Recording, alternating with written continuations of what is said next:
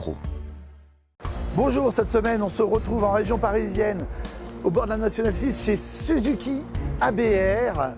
On va parler compétition, car il soutient le team Motor Events en endurance. On va parler GSXR 125 1000, série spéciale, jeunesse. Et on parlera mythe avec l'essai de la toute nouvelle Suzuki Katana. Suivez-moi.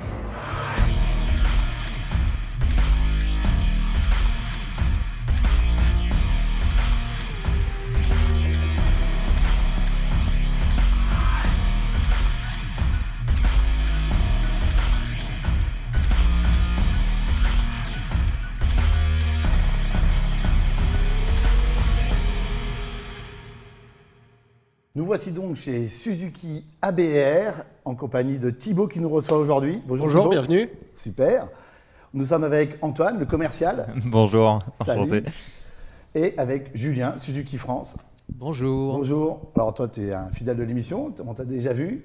Fidèle, oui, un bien grand mot. Hein. Mais je suis déjà venu une fois, c'est avec plaisir, donc on réitère l'expérience. Voilà. Et tu es responsable communication et Responsable marketing et com. voilà, chez Suzuki France. On va démarrer tout de suite avec des GSXR incroyables, moteur GSXR dans des parties-cycles de motocross. Là, on voit à l'image une très belle RMZ 4,5 avec un 1000 GSXR et on regarde cette vidéo d'un GSXR 7,5. On est aux États-Unis dans une montée impossible et on voit le mec, il envoie du gros, quoi. Thibaut, est-ce que toi, tu vois un petit peu de cross ici? Alors c'est plutôt calme en région parisienne sur le cross. Il y a beaucoup de concurrence. Mais de la GSXR, oui, tu en vois. Mais de la GXR un petit peu plus. Oui, Voilà, quand ça même. c'est plutôt le cœur de C'est métier. plutôt le cœur de métier.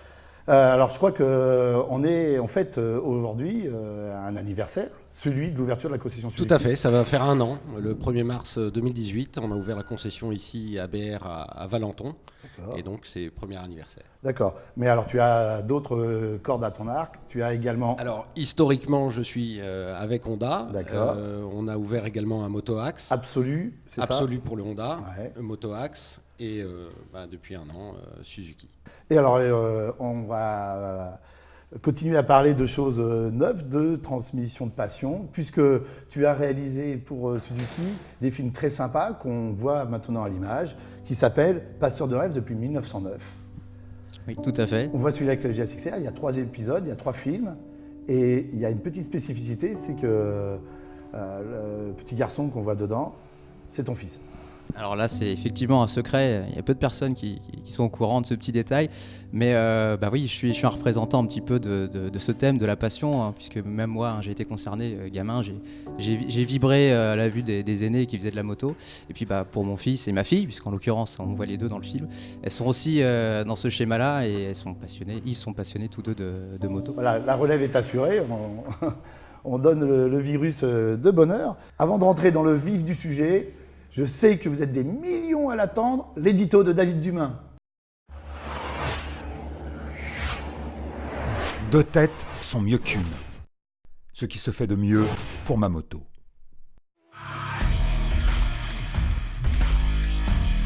Salut à tous, 15 ans après notre bol d'or ensemble, j'ai retrouvé mon coéquipier Kevin Schwantz et j'ai donc remis les fringues que l'on portait cette année-là en 2004 à Magny-Cours. Nos retrouvailles se sont déroulées dans sa maison du Texas, près d'Austin, où se déroulait le 3e Grand Prix de la saison. Kevin était ravi d'inviter une partie du paddock chez lui avant la course, mais il ne s'attendait pas à ce que Suzuki lui demande, au pied levé, d'organiser une nouvelle fête le dimanche. La victoire d'Alex Rins sur les terres de Marc Marquez était en effet une surprise qui ouvre un nouveau chapitre du beau roman entre Suzuki et les États-Unis. Les premières pages en avaient été écrites par un certain Pop Yoshimura dans les années 70, un ingénieur japonais qui avait traversé les océans pour aller prodiguer ses précieux conseils aux pilotes américains engagés sur des Suzuki en championnat Superbike américain et notamment à Daytona. Après le titre de Kevin Schwantz au guidon de la fameuse RGV 500 2 temps, il a fallu attendre 7 ans pour voir de nouveau un Américain triompher, et c'était de nouveau sur Suzuki, c'était Kenny Roberts Jr., le fils de celui qui avait ouvert la voie à la fin des années 70 à la saga des pilotes américains. Et Kenny Roberts Jr. clôturait en quelque sorte un chapitre, puisque ensuite on est passé aux 4 temps. La RGV a donc fait place dans un premier temps à la GSVR, elle-même remplacée par une GSX RR un peu plus performante, qui vient donc de remporter un deuxième succès avec Alex Rins, 3 ans après la dernière victoire d'un certain Maverick Viñales. Ce même week-end, sur le circuit d'Austin au Texas, en même temps que les Grands Prix, il y avait aussi le championnat américain de Superbike. Et Suzuki a de nouveau gagné à 2 reprises avec un garçon qui s'appelle Tony Elias, un ancien pilote de Grand Prix. La boucle était donc bouclée sous les yeux de Kevin Schwantz. La belle histoire entre Suzuki et les États-Unis n'est pas près de s'arrêter. Puisqu'on parle de relève, il y a quand même un petit creux dans la gamme GSXR, puisque les 600 et 750 ont disparu depuis 2 ans à peu près. 3 ans, Alors 1 an. effectivement, suite aux normes Euro 4, on a dû donc réadapter les motorisations qui étaient plus conformes aux normes anti-pollution. Et donc la 1000 a passé le cap. C'est pas le cas de la 750 et de la 600. D'accord, donc ils sont partis en 2016. Donc pour le moment, on n'a pas encore de moto disponible dans ces cylindrées-là, mais c'est évidemment dans les tuyaux c'est dans l'ADN de Suzuki. Je dirais la famille GSXR, c'est une grande famille. On part de la 125, donc on a quand même une 125 qui tourne et qui tourne plutôt très très bien. On est très content. Et on a la MotoGP, si on va à l'extrême. Donc tout ça, c'est l'affiliation GSXR et on espère, et en tout cas, on sait que l'usine travaille sur cette gamme et elle va étoffer dans les prochaines Ceux qui années. aimaient les 600 et les 7,5 peuvent être confiants, ça va revenir dans la gamme à moyen ou long terme. Alors, j'ai pas de date, mais je suis persuadé que l'usine travaille dessus. Oui. La famille GSXR va continuer à s'étoffer. C'est important. Est-ce que ça manque de ne pas avoir de 600, 7,5 7,5, c'était quand même l'emblématique, c'est la première GSXR. Alors oui, ça manque toujours. Forcément, une gamme plus étoffée, c'est toujours, toujours beaucoup mieux pour nous. C'est pour comme le les pilotes qui business. veulent des chevaux. Et toi, tu veux Après des motos. voilà, aujourd'hui, l'hypersport, c'est vraiment le 1000, le cœur c'est le 1000. Le 7,5 avait une clientèle importante sur la route. C'est vrai que Suzuki, pour ça, on était très heureux d'avoir ce 7,5 qui se vendait très très bien pour les utilisateurs routiers. Donc aujourd'hui, l'hypersport, enfin le domaine supersport, hypersport, c'est un petit peu réduit au profit d'autres domaines, donc les roadsters, qui sont aussi le cœur de métier de Suzuki. Malgré tout, tu voulais dire. Oui, alors ce que je peux dire pour abonder un peu dans le débat, c'est qu'aujourd'hui, l'usine travaille sur des technologies de plateforme en fait. Donc on travaille de plus en plus à développer un moteur qui sera ensuite décliné sur plusieurs type de machine. Donc on a tout à fait conscience aujourd'hui que la 750 c'est un moteur qui est très demandé, qui marche bien, c'est une vraie compromis. C'est un très bon compromis par rapport à la 1000 ou la 600. Donc je pense qu'on aura dans les prochaines années des modèles qui vont être déclinés sur cette base-là, puisque c'est une motorisation. On a déjà vu des images de la 750 Cross. Oui, voilà, là on est dans les extrêmes. Mais Futur modèle. Alors aujourd'hui, quand même, dans la gamme, avant il y avait donc les GSXR 1100, les GSXR 1000 qui étaient les hauts, mais là il y a une GSXR 1000R. Alors on va s'adresser au commercial. La différence entre les GSXR 1000 et les GSXR 1000R. La GSXR 1000R est, je dirais, plus destinée à un public qui va vouloir l'utiliser sur circuit. On a une moto qui va être beaucoup plus axée sur les réglages pour le pilote, pour avoir un vrai rendement sur la compétition, alors que le GSXR 1000 pourra s'utiliser déjà seul et sans avoir besoin d'une équipe technique, si on veut le dire comme ça, pour pouvoir gérer sa moto tout seul. Et puis cette année, ça devrait marcher parce que les Suzuki, on voit qu'elles sont en forme en MotoGP, donc elles sont présentes, elles sont là. Suzuki est en forme en MotoGP, ça passe bien. Ils nous ont sorti enfin le GSX-S 750 en A2, donc on est en train de récupérer tout un public jeune et de nouveaux motards qui vient voir cette moto. Donc ouais, cette année, ça devient très intéressant pour Suzuki. On a parlé beaucoup de GSXR, de motos de pilotes expérimentés, en tout cas on a parlé beaucoup de la 1000, mais il y a aussi, Suzuki n'oublie pas les A2, et il y a tout un programme A2 autour, notamment le GSX-S 7,5. Oui, alors c'est très important pour nous de renouveler la clientèle et d'amener les jeunes à la moto. C'est aussi dans cet esprit, on parlait des films un petit peu émotionnels sur la transmission. Donc on est exactement dans ce schéma-là, dans cette stratégie où on veut amener le maximum de jeunes à se rallier à la moto d'une manière générale, et puis chez Suzuki, tant qu'à faire. Donc on a développé des machines spécifiques pour les jeunes, donc la GSX-S 750A2 qui était vraiment plébiscitée depuis pas mal d'années. On l'a enfin sur notre marché pour la France. performance. Et on a donc décliné un coloris MotoGP qui plaît parce que c'est des. Et tu peux avoir le MotoGP en A2. Tout à fait. Tout à fait, donc ça c'est sympa. Et alors tout à l'heure en préparant l'émission, tu me parlais d'une offre intéressante quand on a un petit budget et qu'on va acquérir une belle moto et qu'on n'est pas non plus spécialiste de l'entretien d'une moto. Alors ça c'est effectivement tout nouveau. On lance un programme en fait de financement sur 2 ans. Donc c'est adapté aux jeunes permis qui sont sur une période probatoire de 2 ans. Donc pendant 2 ans, pour moins de 150 € par mois, ils peuvent se procurer la GSX-16 750 A2 et l'entretien est gratuit, il est offert. Tout l'entretien. Tout l'entretien, voilà, D'accord. pendant 2 ans. C'est important de pouvoir proposer un entretien inclus dans un financement aujourd'hui pour les jeunes, les nouvelles générations. Oui, cette offre, elle tombe à point, puisque A2, c'est 2 ans, donc limité 2 ans. Donc pour quelqu'un qui ne souhaite pas forcément rester toujours avec un véhicule bridé, c'est pour lui un super avantage et de pouvoir tout de suite, après à la sortie, changer de véhicule. D'accord. Et puis alors, on va passer tout de suite sur une très belle moto. On va aller parler de cette toute nouvelle Katana. Ça, c'est la grande nouveauté, hein, le retour de cette Katana. On a eu la chance de l'essayer. C'est notre rubrique Essai.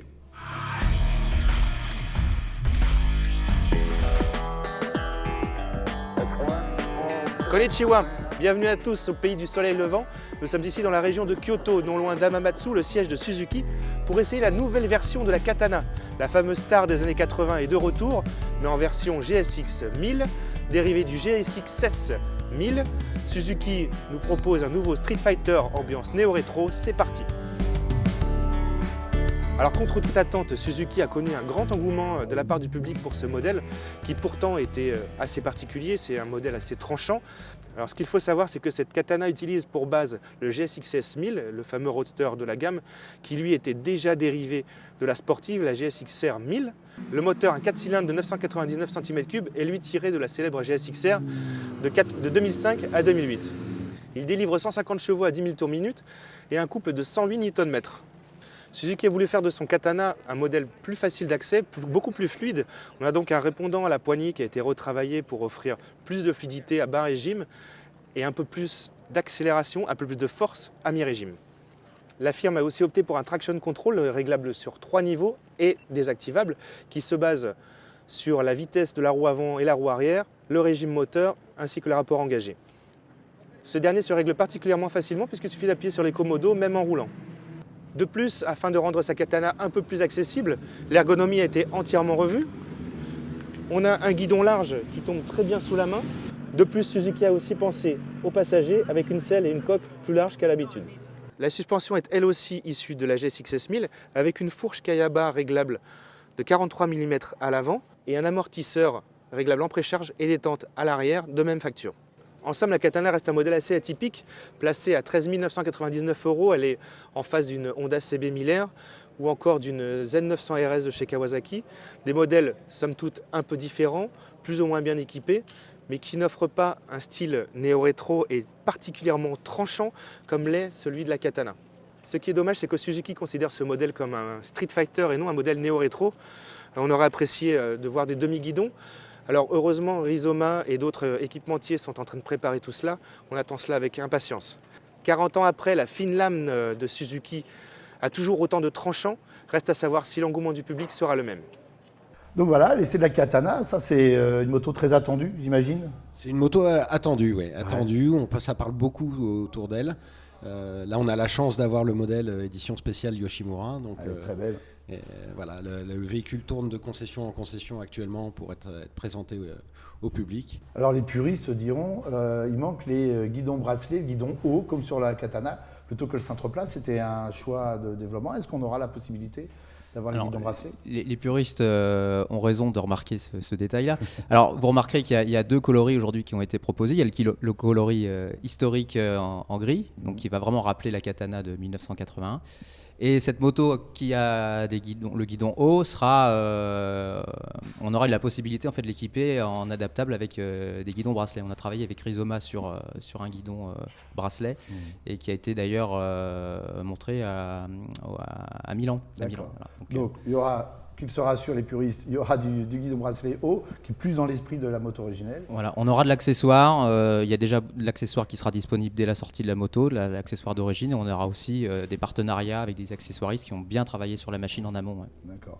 Et tout de suite, pour faire plaisir aux puristes, on va passer à notre rubrique C'était mieux avant avec l'ancienne katana justement.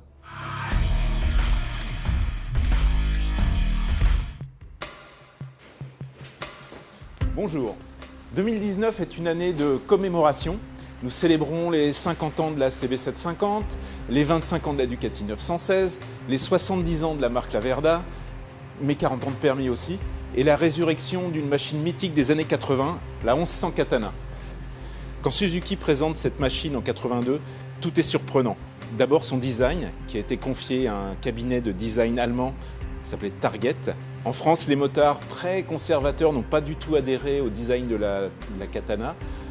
En Angleterre, un peu plus, et au Japon, c'est une moto mythique. Il est vrai, quand on la détaille, tout est surprenant par rapport aux machines des années 80.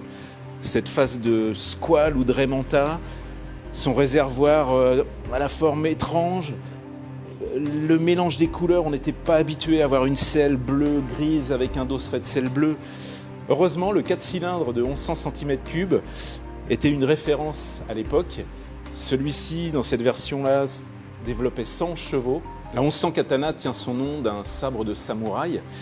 Et c'est sûrement une des premières fois où une marque japonaise abandonne son logo pour avoir un Suzuki en rouge orangé et un petit logo stylisé du plus bel effet.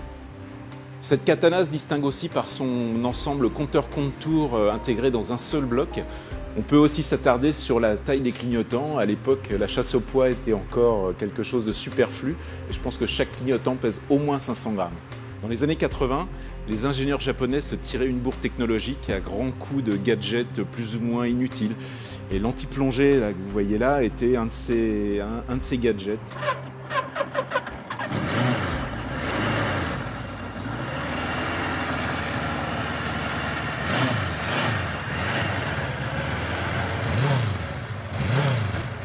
La Suzuki 1100 Katana était aussi une moto de course et elle courait en France, en championnat de France d'endurance. Et nous avons retrouvé un de ses anciens pilotes, le très célèbre, le très fameux Philippe Monneret. Salut Philippe. Ça va? Ouais. Alors, donc parle-nous un peu de tes souvenirs et de cette machine quand tu courais avec à l'époque. j'ai fait une saison avec. Alors déjà, quand on l'a vu arriver, c'était quelque chose d'exceptionnel. On s'est dit, c'est incroyable, cette machine avait une gueule. On l'avait rodée, je me rappelle, j'étais parti la roder sur la route. Alors je ne sais pas si on avait fait le bon choix, mais en tout cas, elle avait de la gueule. Quand on l'a rodée sur l'autoroute, les flics n'arrêtaient pas de nous arrêter, pas pour nous verbaliser, Mais pour l'admirer. et pour l'admirer. Ils nous disaient, non, mais laisse tomber, c'est juste pour la voir.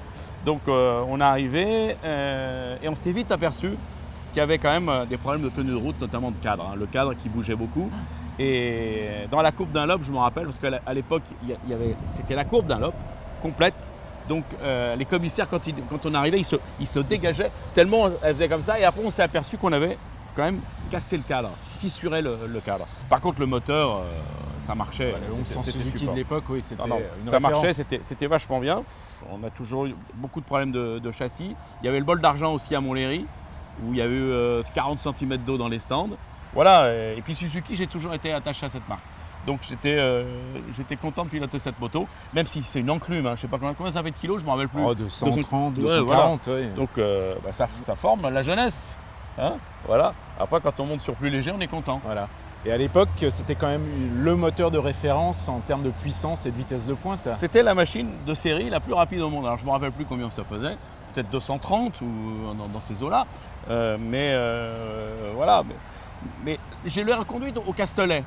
Alors tu sais que j'ai une H2R là-bas où je prends 360 et je l'ai reprise et instantanément dans le bout droit j'ai commencé à décélérer, je devais être à 2,30 compteur, elle a commencé à faire ça. J'ai coupé, je suis rentré dans les stands, j'ai dit bon, elle est bien en moto de collection. Exactement, Voilà. non mais vaut mieux, voilà, préserve-la. Voilà. Merci Philippe de nous avoir accueillis avec cette belle katana. Et puis la prochaine fois pour ressortir une autre vieillerie du garage. J'en ai plein. Hein. Je Et sais. puis, t'embrasses David Dumas pour moi. Ah bah j'y manquerai pas. Aucun rapport avec les vieilleries, hein. C'est pas pour ça que j'ai dit ça, hein. Ça va pas faire penser à lui. bon, Un petit peu quand un même. petit peu quand même. Ouais. On va revenir à quelque chose de beaucoup plus actuel maintenant avec le Racing Lab qui met en avant les GSXR 125. On est encore dans l'accès à la passion et de la moto. Alors oui, c'est effectivement un concept qu'on a maintenant amené l'année dernière. On était vraiment soucieux d'amener des jeunes sur les motos, donc on a voulu créer une cellule de coaching pour les gamins et ça cartonne. Hein. C'est sûr que depuis un an, ne serait-ce qu'au niveau sportif, on a remporté tous les podiums en promo sport. On est aussi en WERC, hein, donc le Racing Lab, c'est pas que la 125, ça se décline aussi sur les autres cylindrés. On veut vraiment créer une communauté autour de cet esprit de course. C'est l'ADN de la marque, hein, Suzuki, on a toujours été impliqué.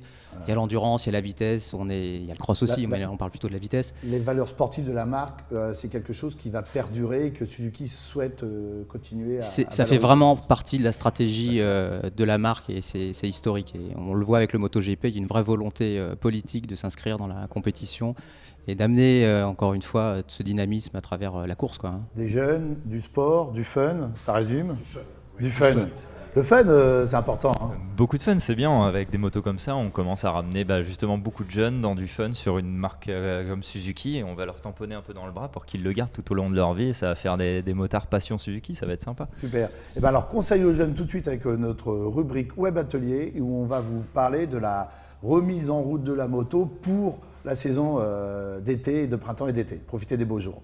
La rubrique Web Atelier vous est présentée par La Bécannerie, tout l'univers du deux roues. La Bécannerie, c'est du choix avec plus de 500 marques et plus de 200 000 références. Une livraison rapide grâce à notre logistique performante. Un service client composé de spécialistes de roues et un SAV réactif.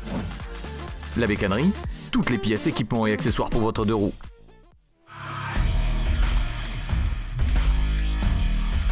Pour cette rubrique Web Atelier, on va parler de la remise en route de sa moto.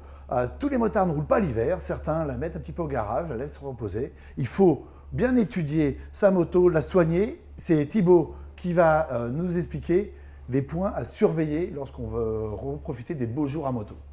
Alors, premier point qui est assez important avant de redémarrer sa moto, il faut changer l'essence qu'il y a dedans. Donc l'idée, c'est à la base en laisser un tout petit peu, le strict minimum, pour pouvoir la diluer complètement avec de l'essence neuve avant de démarrer la moto. Autre point, forcément vérifier la pression des pneus. Alors, est-ce que les manos des stations sont fiables pour faire ça? Alors, ils ne sont pas tout le temps très bien paramétrés, mais déjà, vaut mieux remettre de l'air que pas en avoir assez. À froid. À froid, la Si pression, possible. c'est toujours à froid. Ouais. Si là, on est obligé de rouler pour aller à la station faire Le pression, pneu va pas augmenter, bon, c'est pas très grave, mais le pneu montera pas trop en on température. n'y va pas en drift, quoi. Non, si vous Voilà. faites un burn jusqu'au bout, ça va pas aller. Petit point sur les graissages, donc sortir le dégrippant, le meilleur ami du mécano. Ouais. Les leviers, tout ce qui est axe, les cale-pieds, bien sûr jamais près des freins. Quand tu parles de dégrippant, c'est du type WD-40. Type WD-40, Ouais. n'importe quoi. C'est aussi un très bon nettoyant. Ouais. Donc après, bien sûr, contrôler les éclairages, vérifier que tout le bon fonctionnement, donc avoir bien chargé la batterie avant de la démarrer. Est-ce qu'il est conseillé de débrancher sa batterie l'hiver? Oui, c'est mieux. Une bonne charge avant de débrancher. Le moins seulement. Et on peut débrancher simplement le négatif. Ouais. Autre point important, toujours sur les fluides, on a vu avec l'essence. Là, ça va être avec l'huile. La vidange est à faire après le remisage et pas avant le remisage. Filtre à air aussi? Filtre à air, ça dépend du programme d'entretien de la moto. Là, D'accord, c'est ça se fier à dépend, son programme voilà. Pas d'entretien, forcément. l'utilisation au kilométrage du véhicule. Tu parlais des fluides. Ouais, Est-ce qu'il les faut faire les fluides. purges de Alors, frein? les purges, c'est tous les 2 ans en moyenne, de ce D'accord. qui est frein et eau. On n'est pas obligé Donc, de le refaire. Pareil, forcément, si la moto est restée pas obligée, mais ça peut avoir bougé. D'accord. Une moto qui reste remisée, surtout si l'endroit est humide, on peut avoir des cas de désamorçage. Donc il est bien de contrôler quand même la couleur du liquide qui doit être transparent et non pas complètement opaque. Voilà. Eh ben, Voilà. écoute, je crois qu'on a a tous fait les le tour. conseils, il n'y a plus Ouais. qu'à et il fait beau, le soleil revient. C'est beau, c'est reparti, il fait chaud. Allez, il faut On est rouler parti. maintenant. Alors Thibaut, tu vas rester avec nous pour la suite pour parler compétition. Je sais que tu en as fait un petit peu. Antoine, merci beaucoup d'être avec nous. Merci à vous, c'était super sympa. Julien, merci d'être venu. Merci Mickaël, c'était un bientôt. plaisir, à très bientôt. Pour le Grand Prix des Amériques, c'était du rodéo à Austin, au Texas, où Marquez s'est justement fait dessiner un casque spécial pour ce circuit bosselé, où il était invaincu en 6 éditions. Il a encore une fois été le meilleur à dompter sa monture lors des qualifications en s'élançant de nouveau de la pole position malgré la solide concurrence des Yamaha, et notamment de son meilleur ennemi Rossi qui s'est lancé à ses côtés en première ligne. Arrivé en leader du championnat après une victoire magistrale en Argentine, Marquez n'allait pas tarder à larguer tout le monde, comptant plus de 3 secondes et demie sur Rossi au bout de 5 tours.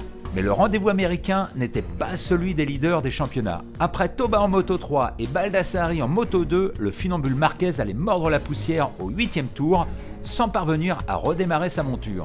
Sous la clameur d'un public comme souvent acquis à sa cause, Rossi se retrouvait leader de la course, avec en ligne de mire une 90e victoire en Moto Grand Prix qui lui échappe depuis le Grand Prix des Pays-Bas en 2017. Sauf que derrière lui, il y avait un type qui, lui, n'avait encore jamais gagné en catégorie reine. Un type avec les crocs, d'autant plus motivé que les États-Unis ont toujours été le terrain de ses premières victoires, en Moto 3 comme en Moto 2. Alex Rins, c'est lui, ne pouvait rêver meilleure circonstance que de faire gagner sa Suzuki sur les terres texanes de Kevin Schwantz, champion du monde pour la marque en 93. Suzuki n'avait plus gagné depuis Silverstone en 2016. C'était alors Viñales au guidon, aujourd'hui coéquipier de Rossi chez Yamaha, et qui a connu un nouveau week-end désastreux avec une pénalité pour départ anticipé. Désastre aussi pour Honda avec la chute de Crutchlow et la panne mécanique de Lorenzo. Le podium est complété par le solide australien Jack Miller, premier pilote Ducati, devant le chef de file de la marque italienne Andrea Dovizioso. Et c'est lui, parti de la 13e position pour échouer au pied du podium, qui repart d'Austin en leader du championnat. Côté tricolore, Fabio Quartararo confirme son talent et sa maturité au guidon de sa Yamaha Petronas puisqu'il termine à une belle 7e place alors que Johan Zarco continue de galérer en marquant des petits points sur sa KTM, 12e à Austin. Prochain rendez-vous en Espagne à Jerez, avant le Grand Prix de France au Mans le 18 mai. Préparez vos drapeaux.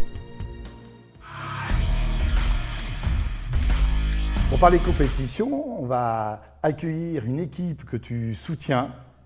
Tout à fait. Voilà, le Team Motor Events avec Marc Mautré. Bonjour Marc. Bonjour, ça va bien? Et Rémi, ton fils.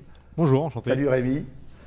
Marc, t'es pas né de la dernière pluie, tu as un grand parcours dans la moto. Tu vas commencer par le journalisme. Oui, j'ai commencé comme reporter photographe à Motojournal. Ah, une belle histoire, une belle maison.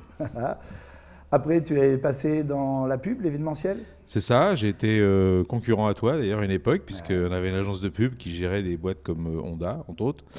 Et de ce fait, on est parti faire la compétition à un moment donné. Voilà, et tu crées la fameuse CB 500 Cup. Oui, tout à fait, en 95. Voilà, qui a sorti des petits talents quand même. Ouais, un gars qui s'appelait Charpentier, je crois. Ouais. Il a dû voir quelques titres. Deux, hein. Deux, ouais, c'est ça. Voilà, CB 500 Cup, Roadster Cup et aujourd'hui Motors Event qui organise combien de week-ends de course dans l'année? Alors je crois qu'on doit être autour de 13 week-ends de course. Multifacettes, puisqu'il y a des compétitions pour la fédération, avec des motos anciennes, des Superbike, du Pro Sport, les WER, etc. Donc on fait pas mal de compétitions, ça nous plaît. Et de ce fait, bah, voilà, on va arriver après à Thibaut. Voilà. Alors Thibaut, tu as fait de la compétition aussi, toi? J'en ai fait un petit peu, ouais, plus modestement quand même, en national. Ouais, vitesse? Vitesse et endurance un petit peu, petite course d'endurance. Ouais. Mais alors, je crois que Rémi, toi, tout à l'heure, tu faisais la confidence que tu n'as pas eu le droit de faire beaucoup de compétitions à moto. Interdit par papa. Ouais, c'est un peu ça, ouais. Je crois qu'il était il connaissait trop de monde qui s'était blessé, donc j'étais un peu interdit de moto au début. Pourtant, toi, tu baignes dedans depuis toujours, quoi. Ouais, j'ai pas trop eu le choix, mais bon, après, ça me plaît, hein, donc du coup, j'ai fait un peu de pee-wee, choses comme ça dans le terrain d'un pote. Et quand j'ai voulu passer un peu le niveau au-dessus, il m'a dit t'arrêtes, et tu fais du 4 roues si tu veux, mais pas du 2 roues. Donc j'ai fait de la compétition voiture pendant 3 ans. Et après, on s'est peut-être un peu ruiné, donc du coup, on a arrêté. Et puis, pour le plaisir, maintenant, je fais un peu de moto sur piste, mais quand j'ai le temps. Alors, Motors Event, qui est très célèbre aussi pour organiser le WERC, hein, qui est quand même une formule connue qui fait rouler beaucoup de pilotes. En fin de compte, c'est des week-ends qu'on a mis en place il y a maintenant, je crois, 15 ans, un truc comme ça, où il y a des formules qu'on reprend sur les épreuves fédérales, mais on est en amont. C'est-à-dire qu'on a des pilotes qui viennent chez nous, qu'on retrouve après en promo sport, puis ensuite en superbike, puis ensuite en endurance. Donc on va dire on est le début de la base de la pyramide, et ce qui nous plaît, c'est qu'on rencontre plein de gens différents, et à un moment donné, on en retrouve quelques-uns qui vont tout en haut, et ça, c'est la belle histoire. Alors le WERC, justement, il y a une formule au sein du WERC qui permet aux pilotes ici de tes week-ends racing d'accéder à l'endurance sur la moto 212 et de rouler aux 24 heures du Mans. C'est ça. Enfin, quand l'idée est venue au départ de Dunlop, puisque c'est notre partenaire.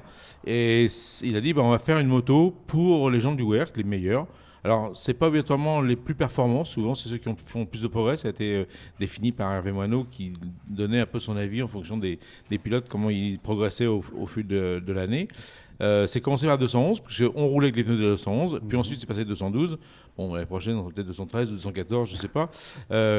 En tout cas, voilà, l'idée c'est Dunlop met en place une espèce de filière endurance. On fait des courses au sein des WERC, qui est des courses d'1 heure, des courses longues, ce qu'on appelle, et ça les apprend à faire comme un relais d'endurance. Et ensuite, on les emmène sur les 24 heures et le bol. Alors, Rémi, je vais te demander de céder ta place à un pilote qui va arriver de la 212. Hein. Nous allons tout de suite accueillir Christopher. Christopher, merci de nous avoir rejoints. Merci, bonjour. Voilà. Alors, Christopher Beatty, toi, tu es un pur pilote, un pur produit WERC. Oui, c'est ça, oui. En fait, j'ai commencé directement sur les WERC et je me retrouve aujourd'hui au guidon de la 212. Donc, grâce à avoir remporté le championnat 600 l'année dernière, ça m'a été proposé de pouvoir conduire cette moto et de participer aux 24 heures du Mans et au Bol d'Or. D'accord. Donc là, tu vas débuter sur la 1000 et sur les grandes courses d'endurance. C'est impressionnant, j'imagine? Oui, assez, oui. Alors là, on rentre vraiment dans le monde des très grands. Donc, c'est une belle opportunité pour moi. Aujourd'hui, il faut quand même que je reste très humble parce que là, ça va très très vite. Et j'ai beaucoup de travail à faire sur mon pilotage et à m'adapter sur cette moto. Alors ce week-end, ce sont les 24 heures du Mans. Ça y est, tu vas te jeter dans le grand bain. C'est toi qui vas traverser la piste en courant? Tu ne sais pas encore? On ne le sait pas encore, ce n'est pas défini. Je ne sais pas du tout. Je pense que ce sera vraiment, on le saura au dernier moment, voilà, qui partira. Et si c'est moi, voilà, je serai très content, bien sûr. Alors, toi, ton nom, c'est Christopher Beatty. Et Marc, c'est coéquipier. Il y en a aussi du WERC. Oui, tout à fait. Oui. Bien sûr, il y a du WERC. Donc, il y avait un pilote, enfin un petit clin d'œil, qui s'appelait Cédric Boisselin, qui a eu un accident malheureusement au WERC. Donc, il ne prendra pas la place de 4e, il est remplacé par un autre. Mais sinon, ses coéquipiers, il y a Kevin Yek. Alors, ça se prononce comme une marque de produits Racing. C'est pratique. Comme ça, je ne fais pas de faute. Parce qu'il a un accent, il vient un petit peu de l'Est de la France. Donc, il a un accent. Et Nicolas Désert, qui lui vient de Normandie, qui a fait deuxième de la Roster Cup l'an dernier. Et Kevin Yek, lui, avait fait deuxième aussi. Cup, la 1000 promotion, c'est voilà, ça, Cup Dunlop. C'est l'heure de parler de la 50. Tu vas passer non pas le guidon, mais le micro à Johan. Merci, Salut, merci d'être venu. Johan, merci de nous avoir rejoints. Toi, tu es pilote de la 50. Merci, bonjour. Voilà. Donc, Johan Nigon, vainqueur 1000 Promosport 2018. Ouais, c'est ça. Donc, j'ai remporté les vainqueurs des Coupes de France en 1000 cette saison. Et du coup, là, maintenant, j'ai intégré la 50, Motor Events en endurance, et également aussi le Junior Team en Superbike France. Waouh, d'accord. En catégorie Challenger. Alors, la 50, c'est un team d'expérience quand même, parce que vous avez remporté 2 fois. Alors, est-ce que c'est Coupe du Monde ou Championnat du Monde? C'est Coupe du Monde. Superstock, voilà. D'accord. C'était en quelle année? Alors, 2011 la première, 2013 la seconde. Et après, on a fait le chemin normal. On est parti en EWC. Ouais, 2012, on était en tête du championnat. Oui, c'est ça. Alors, ça pourrait être l'histoire un petit clin d'œil à Guillaume Détriche. C'est que Guillaume roulait chez nous. Et en 2012, on était en tête du championnat Stock Sport. Et on devait être titré au Mans. Et ça ne s'invente pas. D'engager 2 motos, on est les seuls à le faire depuis 2010. D'avoir 2 motos qui roulent en même temps. Et la 211 à l'époque, puisqu'elle était pneu 211, a eu une coupure d'allumage, ou une coupure de je sais pas quoi. Et la moto s'est arrêtée juste au moment que Guillaume est doulé. Et Guillaume a emplâtré la 211. Et il est tombé. On pensait qu'il s'était fait mal. Donc il l'a emmené à l'hôpital, etc. Et on a perdu le titre parce qu'on n'avait plus les points. Ah oui, d'accord. Mais voilà, donc comme quoi. Malgré tout, la 50 est quand même montée sur le podium en EWC, la grande catégorie en mondial. Oui, ça c'est la petite histoire amusante parce qu'on aime bien, enfin les histoires. En en 2014, on dit on passe en WC, c'est un peu compliqué, il faut apprendre, il faut beaucoup d'argent. 2015, on va dire qu'on rame un petit peu, on peut le dire, on fait des places de 4e, mais on fait surtout des places de 7e, 8e, ce qui est déjà bien. Mais on a un peu les dents qui poussent et on se dit, on verra bien. Et l'année après, il y a un pilote qui nous a beaucoup aidé, qui aujourd'hui est au CERT, c'est Greg Black, qui est un pilote assez haut en couleur et surtout extrêmement rapide. Et de ce fait, il nous a fait un départ au Mans qui a été vu par tout le monde, puisqu'il est resté en tête de la course tout le temps. Même à un moment donné, on a été obligé de lui demander de freiner parce qu'il était hors plan par rapport aux autres derrière. Et Greg nous a fait grandir le team et on s'est retrouvé en tête du championnat du monde, dont on fait 2 au Mans, et on se retrouve en tête du championnat du monde en 2016 jusqu'à la dernière course où malheureusement, faute de moyens, on échoue, mais on fait quand même 3e. Pour un team privé, c'est plutôt agréable et c'est une leçon qu'on peut donner à tous les privés. C'est qu'en fin de compte, je me mets pas en porte-parole des privés, mais c'est que tout peut arriver. Voilà. Et alors, tes coéquipiers, tu peux nous dire qui sont? Cette année, il y a James Westmoreland, un pilote anglais qui vient du BSB, et Adrien Ganfornina, qui a déjà fait du Superbike et qui a de nombreuses années aussi en endurance. Voilà. Et du coup, les chronos, ça va? C'est à peu près homogène ou faut pousser? Non, on est dedans. Sous la pluie, là, on était très bien. On est devant en stock. C'est aujourd'hui, maintenant, 24 heures, c'est une course de vitesse. Les pilotes roulent très vite, en super stock comme en OWC. Et aujourd'hui, maintenant, il ne faut pas tomber, faut être régule et de ramener la moto, et on fera les comptes à 15 heures, comme on dit. C'est ça. Exactement, c'est ça, être régule.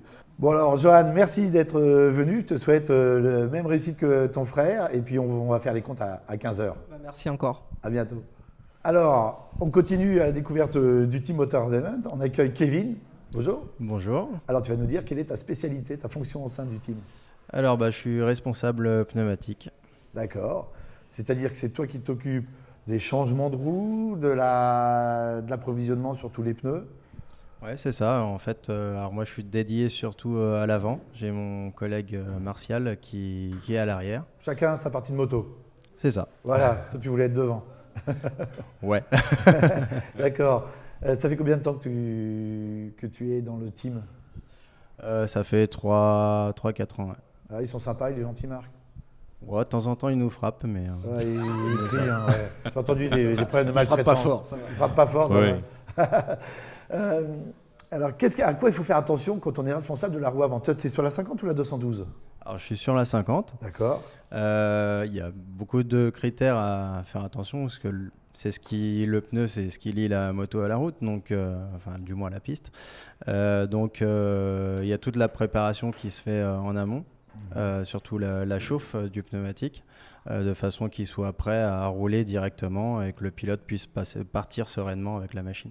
Combien de temps le changement de pneu, à peu près? C'est relativement rapide. L'avant est plus rapide que l'arrière. Ouais, l'avant, on le fait moins souvent, mais c'est plus rapide à l'avant. C'est une fois à l'avant pour 2 fois à l'arrière à peu près? À peu près, ouais. Ouais, c'est à peu près ça.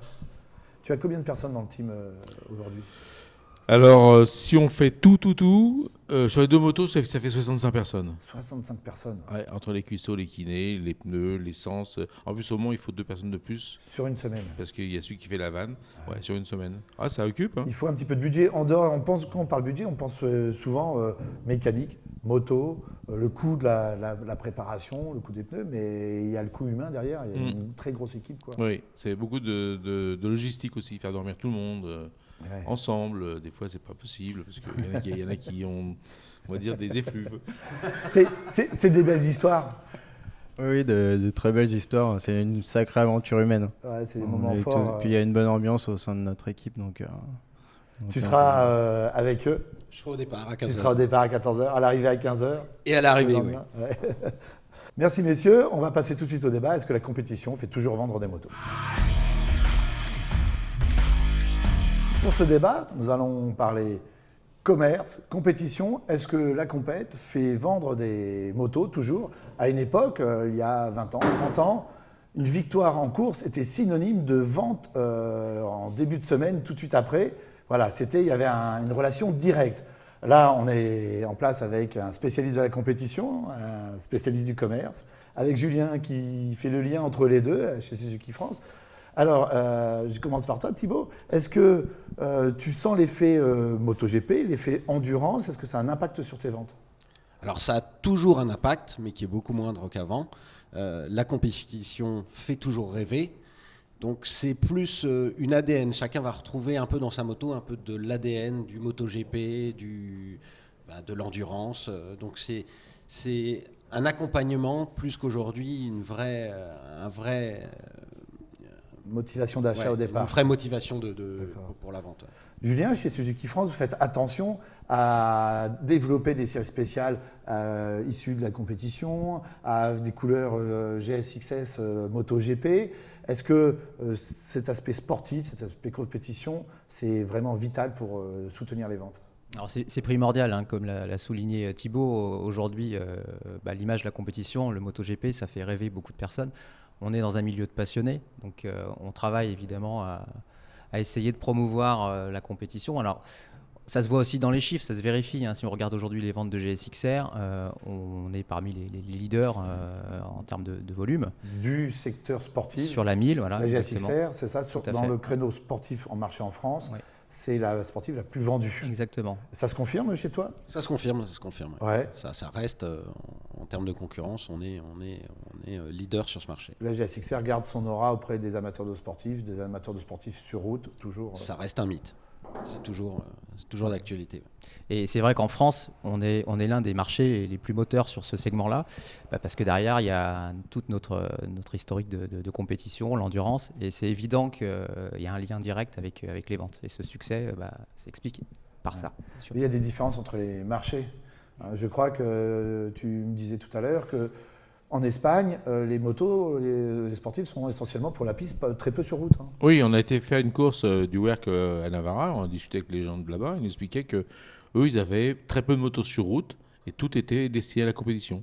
Ils ont des plateaux remplis de conditions. Après, en Angleterre, c'est différent. Par contre, on va dire, c'est un petit peu chaque part de marché, enfin chaque pays a sa logique. C'est vrai qu'on est en France un peu ennuyé sur la compétition, sur les motos de compétition sur route parce qu'il y a des répressions, on va dire, assez importantes. Ouais. De plus en plus, on voit avec le développement des nouveaux radars tourelles qui sont à 4 mètres de haut, qu'on pourra plus difficilement empêcher. Enfin, il y aura des dégradations plus difficiles avec des performances encore plus terribles pour attraper tout le monde. Donc ça ne va pas dans le sens de la sportive. Est-ce que toi, tu ressens cette inquiétude, ce stress sur la route des motards par rapport à la répression? Alors, oui, forcément, tout le monde la ressent. On est nous-mêmes, je roule aussi sur la route, donc forcément, on a tous cette crainte au moindre écart de se voir perdre quelques permis. Alors, les motos, la compétition, est-ce que ça fait voir? Mais en compétition, les motos ne peuvent pas avancer sans pilote. Il y a aussi l'aura des pilotes. Est-ce que cette aura des pilotes célèbres, des pilotes qui gagnent, c'est important aussi pour le commerce de la moto? Est-ce que ça attire aussi? Oui, là-dessus, on peut clairement dire que oui, hein, on a l'occasion de voir des pilotes dans des événements sportifs ou locaux. À chaque fois, c'est extraordinaire. L'aura est là, il y a des fans. Alors, ça peut être des pilotes de GP, ça peut être des pilotes d'endurance. J'ai le souvenir d'un événement qu'on a fait l'année dernière à Alès. Il y avait Kevin Schwantz qui était invité. C'est extraordinaire. Hein. C'est un pilote. Grand monsieur qui a toujours une voilà, c'est une légende. Il y a des clients qui sont tatoués. Hein. Ils sont vraiment piqués. Et donc là, ça contribue d'une certaine manière. Les passionnés se retrouvent à travers ces. La GSXR, mais un pilote phare comme Kevin Schwantz, pour Suzuki, voilà, ça attire toujours les aficionados. Ça attire une clientèle qui a connu cette époque-là. Alors après, chez les jeunes, c'est un petit peu différent. On va plus être sur les pilotes de GP. Ils vont plutôt s'associer à ces pilotes plus jeunes. En local aussi, quand je vois l'endurance, on a des pilotes comme Greg Black, Vincent Philippe, Étienne Masson. Ils font beaucoup de choses aussi sur les régions. Et à chaque fois, ça draine énormément de monde. Donc c'est pour nous très positif. Merci beaucoup Thibaut de nous avoir accueillis. Avec un grand plaisir. Merci d'être venu témoigner de cette passion pour le sport. J'étais ravi, merci beaucoup. Et puis continue à faire rouler toujours autant de pilotes. De toute façon, la semaine prochaine, on sera au Mans, donc on va s'en occuper. C'est parti. Merci. Quant à vous, n'oubliez pas de commenter, liker, partager et surtout de rouler à moto.